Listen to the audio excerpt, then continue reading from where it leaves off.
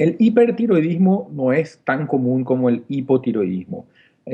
No es tan común, pero puede ser en ciertas ocasiones inclusive más devastador porque generalmente los síntomas son síntomas que se confunden con una descarga adrenérgica. O sea, el paciente en general puede estar ansioso, agitado, puede perder peso, puede tener temblores, en fin, una serie.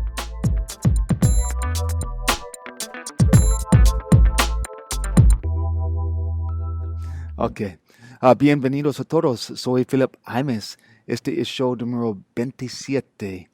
Y hoy estamos acá con Doctor Ayala desde Miami. Y el tema de hoy es hipertiroidismo. Queremos saber más de usted, Doctor Ayala. Por favor, si puede explicar algo sobre su práctica y su hospital. Sí, bueno, en primer lugar, muchísimas gracias por la invitación.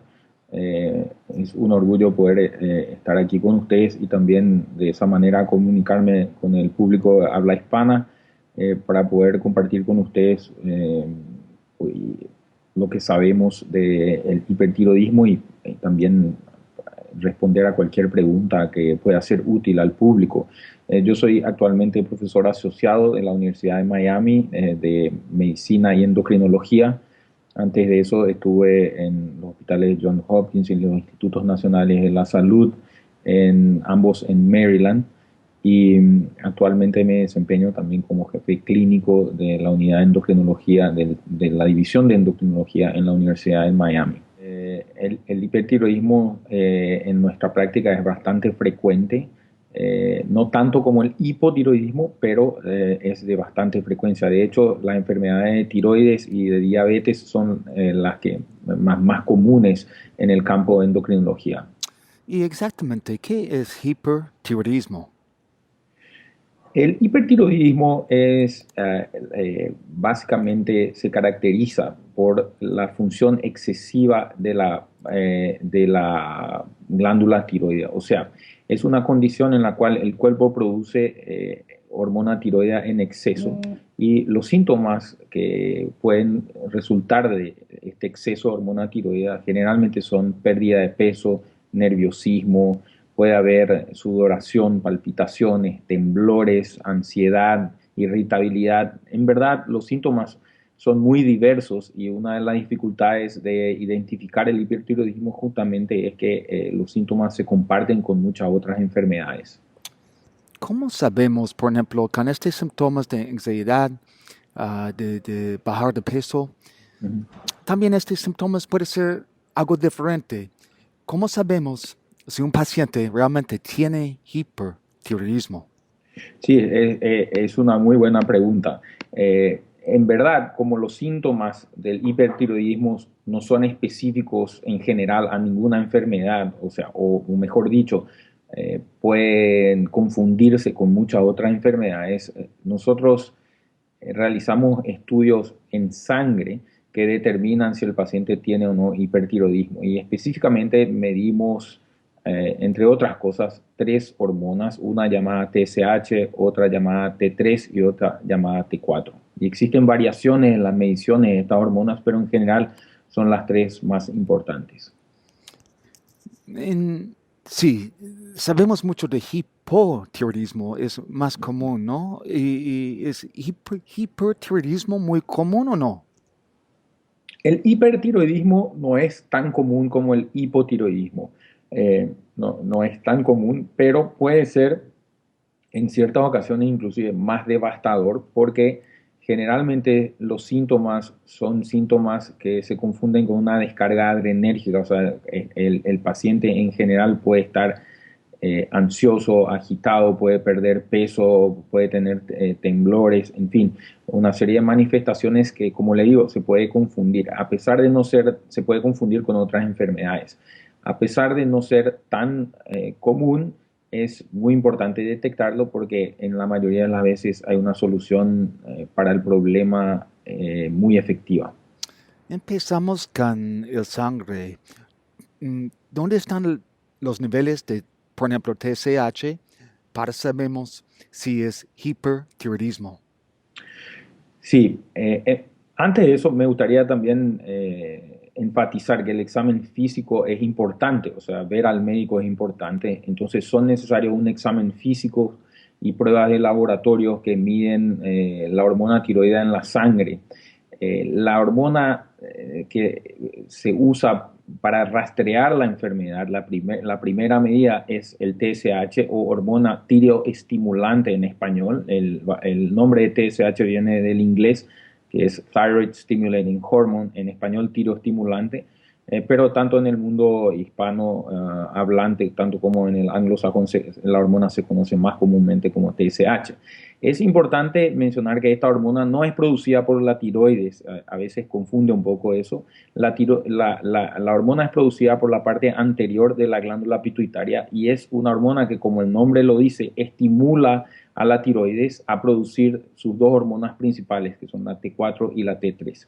Entonces, respondiendo a su pregunta, si la tiroides produce exceso de T4 y T3, la TSH cae, o sea, está baja, porque el cuerpo interpreta como que hay un exceso de hormona tiroidea y no hay necesidad de continuar estimulando a la tiroides. Entonces el patrón típico de hipertiroidismo sería el TSH bajo y el T3 y T4 elevado.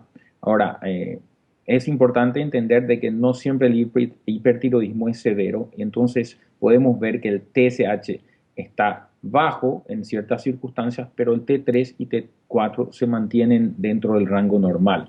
En ese caso, eso se denomina hipertiroidismo leve o hipertiroidismo subclínico. Con estos resultados, por ejemplo, con TSH muy bajo, T3, T4 alto, ¿puede ser otra cosa más que hipertiroidismo? Sí, otra buena pregunta. Existen varias razones por las cuales el TSH puede estar bajo. Por ejemplo, algunos medicamentos resultan en eso. Más comúnmente el uso de los glucoesteroides o los glucocorticoides pueden resultar en TSH bajo y eso no implica disturbio de la glándula tiroides, apenas es una reacción de estas hormonas o digamos una interferencia del medicamento en estas hormonas. Hay varias otras razones que deben ser consideradas si uno ve o se encuentra perante un TSH bajo, pero en la mayoría de los casos el TSH bajo significa un cierto grado de hipertiroidismo. Cuanto más bajo, más grave el hipertiroidismo. Y llegamos en este punto, por ejemplo, si un paciente tiene hipertiroidismo, ¿qué es el tratamiento? Sí, bueno, antes de responder eso, me gustaría explayarme un poco más en cuál sería la posible causa, porque el tratamiento depende un poco de la causa. Entonces, al diagnosticar el hipertiroidismo, que sería, digamos, un diagnóstico sindrómico y que no determinamos exactamente por qué la persona tiene hipertiroidismo en el momento del diagnóstico, debemos tratar de identificar la causa. Y en general, las causas más importantes del hipertiroidismo son la enfermedad de Graves. El doctor Graves era un médico que describió esta enfermedad hace muchos años atrás. Y la otra causa más común son los nódulos de la tiroides, nódulos benignos no cancerosos, y esos nódulos pueden ser múltiples o puede ser solamente uno. Esa condición también se conoce como bocio. El bocio significa nada más el aumento del tamaño de la glándula tiroides. Eso es importante mencionar porque hay una cierta, digamos, yo diría hasta un cierto preconcepto en relación a la terminología del bocio, ¿verdad? Eh, porque la gente está acostumbrada a interpretar eso como una enfermedad grave o que no tiene solución. En verdad, el bocio nada más es que el aumento del tamaño de la glándula tiroides, que puede ser por difuso, donde no hay nódulos, o puede haber un nódulo o varios nódulos. Entonces, resumiendo, las causas más comunes del hipertiroidismo son la enfermedad de Graves y el bocio uninodular o multinodular. Dependiendo de cuál sea la causa, se trata de formas diferentes, pero en general las líneas de tratamiento son tres. La primera no necesariamente en ese orden de uso, pero simplemente para explayarme. La primera es el uso de medicamentos que son antitiroides. Hay dos, uno se llama metimazol y el otro se llama propiltiuracil, o más comúnmente conocido como PTU. La otra forma de tratar el hipertiroidismo es con el iodo radioactivo. Se procesa el iodo de una tal manera que no sea tóxico al organismo, simplemente a la tiroides, y se elimina la función de la tiroides después de tomar una cápsula de iodo. Y la tercera, que usamos en menos casos, pero en algunos casos es necesario, sería la cirugía. Entonces, esas son las tres líneas de tratamiento del hipertiroidismo. Hay otras variaciones que usamos en casos muy raros, pero a priori esas serían las causas, los tratamientos más usados. Y estamos hablando de cirugía. Esto es para un thyroidectomy. Sí, lo que usted la cirugía de tiroides se llama tiroidectomía, que nada más quiere decir que nosotros extirpamos la tiroides, ¿verdad? Em, las complicaciones serias de la cirugía de tiroides son infrecuentes y ocurren en menos de 1% de los pacientes operados por un cirujano experto. Es importante resaltar que el cirujano tiene que tener experiencia. Lo ideal sería que el cirujano tenga experiencia con tiroides, puesto que eso influye mucho en los resultados, ¿verdad? En general, la cirugía implica la remoción de la mayor parte de la tiroides, pero en ciertas ocasiones podemos remover solamente mitad o parte de una tiroides, especialmente si hay un solo nódulo que está causando el hipertiroidismo. ¿Hay algunos peligros para el tratamiento de PTU o de radioactivo o de cirugía? Sí, como todo en el campo de la medicina, hay efectos colaterales o complicaciones de cada uno de los tratamientos. En el caso del metimazol y el PTU, eh, lo más grave, pero lo más infrecuente, digamos, lo que menos ocurre, podría ser una supresión de la médula ósea de tal manera que para o disminuye la producción de glóbulos blancos, de plaquetas o inclusive de hemoglobina. Esa complicación es muy rara, pero es la más grave, de tal manera que siempre comentamos con nuestro paciente, porque el paciente puede estar inmunosuprimido y se puede tratar y revertir, pero es importante identificar eso. Eso se identifica generalmente con una infección. El paciente puede tener dolor de garganta o fiebre alta después de empezar el medicamento, y tiende a ocurrir más frecuentemente en los primeros 3 meses del tratamiento, a pesar de que puede ocurrir en otros momentos. Como le digo y repito, y eso me parece importante enfatizar, es que esa complicación es muy rara. Las otras complicaciones un poco más comunes pueden ser las alergias. Hay una forma en particular de alergia que pueden causar ronchas en la piel. Eso se puede tratar con antihistamínicos y no siempre eh, paramos el medicamento. Pueden haber diferentes grados de elevación de las enzimas hepáticas por inflamación del hígado, que raramente también puede ser muy grave, ¿verdad? Y obviamente si usamos el medicamento en cantidad excesiva, el paciente puede volverse hipotiroideo, donde el TSH en ese caso se eleva.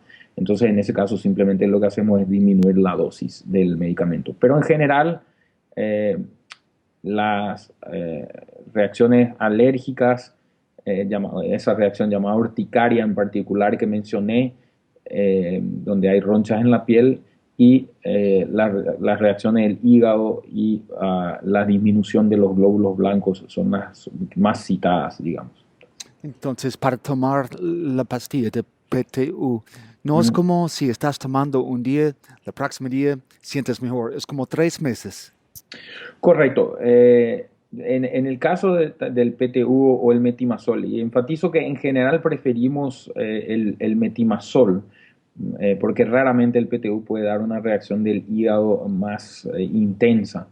¿verdad? En el caso de estos dos medicamentos, la reacción, digamos, la mejora no es inmediata, pero dentro de la primera semana, la primera, segunda semana, el paciente ya se siente mucho mejor. Lo que hacemos es reevaluar a lo largo de los 3 meses, pero debe haber una mejora importante ya en las primeras semanas después del tratamiento.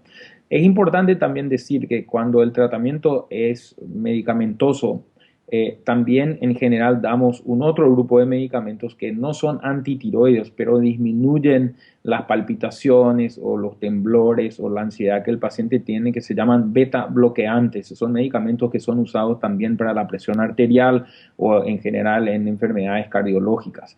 Entonces, ese tratamiento es sintomático y en general el médico al empezar el tratamiento con el metimazol o el propiltiracilo, ¿verdad? El PTU, en esos casos empieza el tratamiento con beta bloqueante también. Entonces, el paciente no debería esperar 3 meses para saber si se siente mejor o no, sino esperar que mejore ya en las primeras semanas de tratamiento. Usted también me preguntó sobre los efectos colaterales del yodo radiactivo.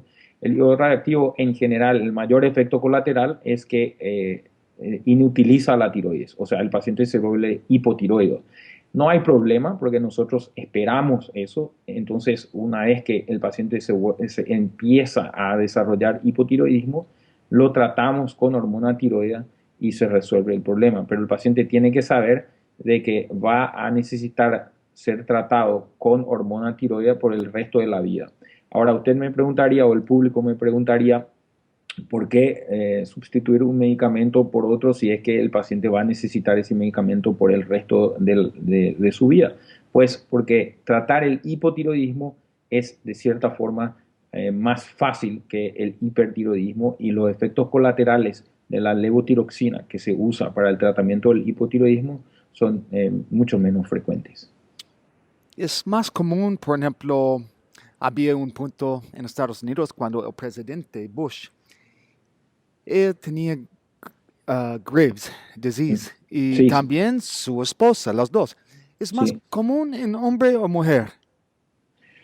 Sí, hago una acotación que creo que el perro en la Casa Blanca, que me olvidé el nombre, también tenía, coincidentemente, tanto que se llegó, creo que a estudiar el contenido iodo del agua que servía la Casa Blanca, pero fue, creo que nada más una coincidencia.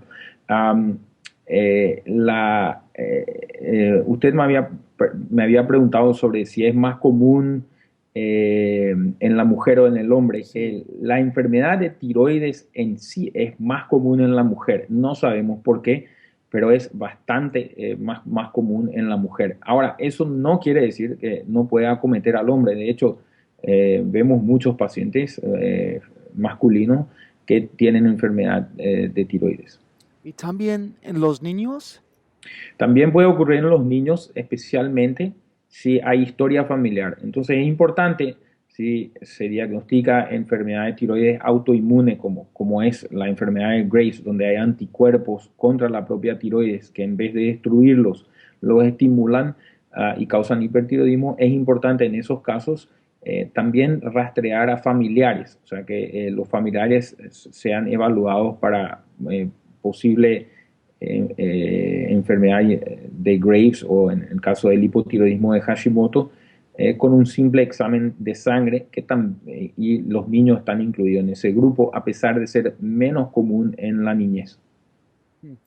En la causa, estamos hablando de Graves' disease y también de los nódulos, pero hablamos un rato de las pacientes de cáncer de tiroides. Por ejemplo, para mí, yo tenía cáncer de tiroides y un thyroidectomy. Y al fin, yo estaba tomando pastilla de T4, pero fue excesivo. Sí, Y el resultado fue hipertiroidismo. sí. Sí, bueno, su situación es diferente y me alegra que haya preguntado eso porque es muy importante diferenciar. Cuando el paciente tiene hipotiroidismo por remoción de la glándula tiroides, ¿verdad? Que ocurre tanto por cirugía en el caso del bocio multinodular o en el caso de la remoción por cáncer de tiroides, ¿verdad? El tratamiento con el iodo radiactivo es diferente, perdón, el tratamiento con hormona tiroides es diferente. Y es diferente porque en el caso del cáncer de tiroides, nosotros buscamos de cierta forma, crear un estado de hipertiroidismo. Porque al crear un estado de hipertiroidismo, el TSH está bajo. Y al estar bajo, sabemos que la recurrencia a largo plazo del cáncer de tiroides es menor. O sea que en verdad es proposital y es una estrategia que se usa basado en la gravedad del cáncer de tiroides. Entonces, los pacientes que tienen cáncer de tiroides más grave usan dosis más alta de levotiroxina y de hecho tienen un grado leve de hipertiroidismo que nosotros inducimos a propósito, digamos así. En el caso de los pacientes que tienen hipotiroidismo por otras causas que no están relacionadas con cáncer, no hay necesidad de inducir este hipertiroidismo y el TSH se tiene que mantener dentro de los niveles normales. Entonces, si hay una cirugía de quitar el tiroides, tiroidectomía, Ajá, para tratamiento de Graves o hipertiroidismo, ajá. al fin, el medicamento no es PTU en ese caso si estamos haciendo cirugía. Sí, correcto, correcto. Porque el metimazol, el tapazol o el propiltiuracilo, el PTU, se usan solamente cuando el paciente tiene tiroides, porque esos medicamentos actúan frenando la producción de hormona tiroides. Pero si el paciente ya no tiene tiroides después de una cirugía, no hay necesidad de usar esos medicamentos. De hecho, sería una contraindicación. Y el tratamiento sería completamente lo contrario, sería reponer lo que la tiroides hubiera hecho si no hubiera sido removida, que es con levotiroxina. Mm, Muy bien. Ah, Doctor Ayala, ¿hay algunos puntos o tendencias para compartir con todos antes de salir?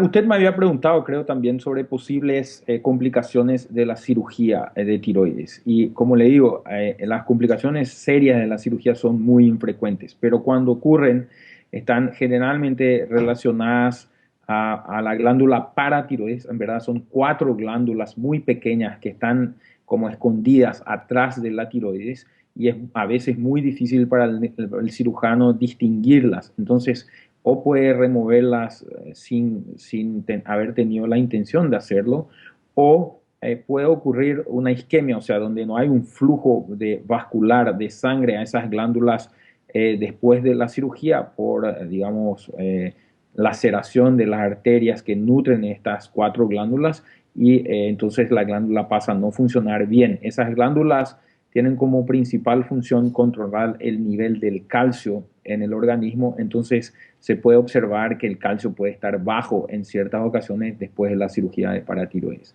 En la mayoría de los casos, esta complicación es transitoria y el paciente no necesita ningún otro tratamiento a largo plazo, pero inmediatamente después la glándula tiroides, después de la cirugía, puede requerir ciertos tratamientos. De tal manera que muchos pacientes después de la cirugía de tiroides van a casa tomando calcio o vitamina D o ambos para tratar de prevenir esto. Esa sería. La otra complicación de la cirugía podría ser la lesión del nervio laríngeo recurrente, que es un nervio que pasa muy, muy cerca de la tiroides.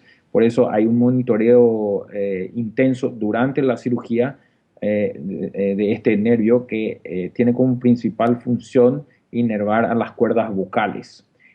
Así que esa es otra posible comunicación y también como cualquier otra cirugía, la infección, el sangrado serían posibles complicaciones. Ahora, repito, en manos expertas estas complicaciones son raras, pero pueden ocurrir. Para mí sí fue verdad cuando yo tenía cirugía de quitar mi tiroides, también se corta mi nervio para vocales y es un tema real, pero es un punto que es muy importante.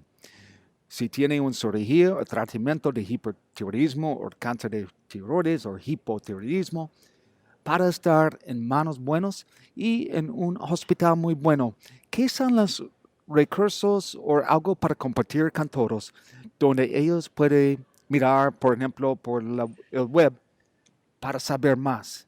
Sí, bueno, en particular, me parece que el website de la Asociación Americana de Tiroides y de la Asociación Latinoamericana de Tiroides son dos websites muy útiles. El de la Asociación Americana de Tiroides tiene también folletos o brochures o brochuras traducidas al español que son muy claras y explican bastante todo lo que yo he comentado y también eh, pueden encontrar nombres de médicos en el área que están viviendo que son especialistas en tiroides.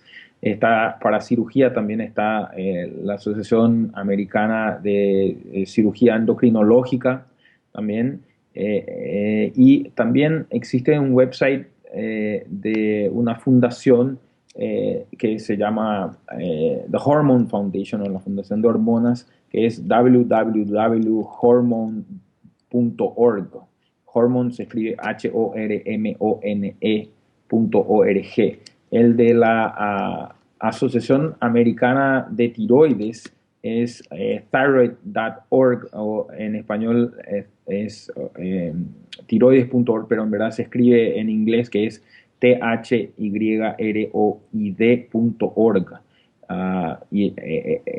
Pueden ver ahí información para pacientes en español que es muy útil y, en fin, una serie de información muy útil para el público en general. Fantástico. Y todo de este notas va a estar en la página web de doctiroides.com también. Doctor Ayala. Exactamente, sí, exactamente. Sí. Muchas gracias por todo. No, de nada. Como le digo, un placer estar por aquí y poder colaborar con su programa. Me parece que está ofreciendo un servicio excelente de información al público, porque una de las cosas que nosotros vivimos en la clínica es un alto grado de desinformación. Y la información falsa o la información tergiversada no solo es un problema en diversos aspectos de nuestra sociedad, pero también en medicina. Y créame que dedicamos bastante tiempo a tratar de aclarar eso a los pacientes. Doctor Ayala, gracias. Agencia de Doctor Tiroides, gracias por estar acá con nosotros hoy. Para obtener más información sobre esta entrevista, puede visitar la página web de Doctor Tiroides, es doctiroides.com, o puede visitar a nuestra página web, Dr. Thyroid. Este es Philip Jaimes y este es el fin del show 27.